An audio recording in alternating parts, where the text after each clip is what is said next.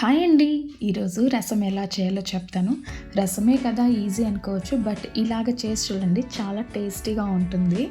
ఒక lemon size అంతా tamarind చింతపండు తీసుకోండి. ఉప్పు కావాల్సిన తగినంత వేసుకొని ఒక 10 నిమిషాలు నానబెట్టుకోండి. నేను రాళ్ళు ఉప్పు అయితే యూజ్ చేస్తున్నాను. ఒక లెమన్ సైజ్ అంత చింతపండుకి 3 టమాటాలు కొంచెం మీడియం సైజ్వి, ఎండుమిరపకాయలు, కరివేపాకు, కొత్తిమీర, తెల్లపాయలు ఒక 8 పీసులు తీసుకోండి. ఒక 10 నిమిషాలు నానాలన్నమాట. నానిన తర్వాత ఇలాగ చింతపండు టమాటో రెండు కలిపి బాగా నలిపేయాలా, మెత్తగా స్మాష్ చేసేయాలా. ఒకవేళ మీకు కాలేదు అంటే మిక్సీకి కూడా టమాటోని మిక్సీకి పట్టేయవచ్చు, బట్ చేత్తోనే ఇలాగ కలిపి పిప్పి తనిగా తీసేస్తేనే రసము ఎక్కువ పులుపు లేకుండా చాలా బాగుంటుంది. ఇలాగ మెత్తగా కలిపి తీసేసేయండి, అప్పుడు చిక్కగా గుజ్జులాగా ఏర్పడుతుంది. వీలైనంత వరకు బాగా స్మాష్ చేసి గుజ్జును సపరేట్గా తీసేసుకోండి.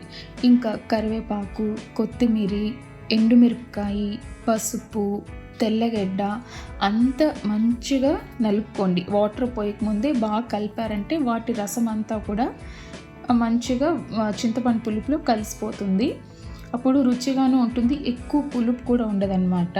మిక్సీకి మనం చేత్తో కలిపేదానికి చాలా డిఫరెన్స్ ఉంటుంది. అండ్ దెన్ రసం పౌడర్ ఆల్రెడీ నేను ఒక వీడియో కూడా పెట్టున్నాను. సేమ్ అలాగే పౌడర్ ట్రై చేయండి, ఎందుకంటే దాంట్లో పెప్పరు, జీరా అండ్ దెన్ కందిపప్పు, ధనియాలు అవంతా యాడ్ చేస్తున్నాను. ఇంకో డిఫరెంట్ స్టైల్స్లో కూడా రసంలో అయితే ఉంది, అవి కూడా నేను అప్లోడ్ చేస్తాను. బట్ ఇలాగ ట్రై చేసి చూడండి, చాలా బాగుంటుంది. ఈ రసం కలుపుకుని నేను రైస్ కూడా పెట్టేశాను అనమాట. ఈ అన్నీ కలిపేసిన తర్వాత తిరబాత్కి ఒట్టి ఆవాలు, ఉద్దిపప్పు, కొంచెం మెంతులు, ఇంగువ మెయిన్ ఇంగ్రీడియంట్ అనమాట రసానికి. అది వేసి కొంచెం ఫ్రై అయ్యాక మనం కలుపుకున్న రసం అంతా నీళ్ళు వీటిలో పోసేయాలన్నమాట. అప్పుడు ఒక జస్ట్ తెల్లు రాగానే ఆఫ్ చేయడమే. రసం అనుకున్నా కానీ 10 మినిట్స్ వరకు అండి, బట్ 2-3 డేస్ వరకు అయితే నిల్వ ఉంటుంది, ఏం కాదు. ఈ రసం రైస్ డైలీ నైట్ టైం తీసుకుంటే మనకి డైజెషన్ కూడా మంచిగా అవుతుంది. ఏ ఫుడ్ తిన్నాను ఆల్మోస్ట్ రైస్తో తినకపోయినా ఒట్టి రసమైనా కూడా తాగేయవచ్చు. బట్ ఈ రసాన్ని మా చెల్లెలైతే టేస్ట్ చేసింది, తనకి బాగా నచ్చింది. మేము చిన్నప్పుడైతే ఎక్కువ నైట్ రసం రైసే తీసుకునే వాళ్ళమండి.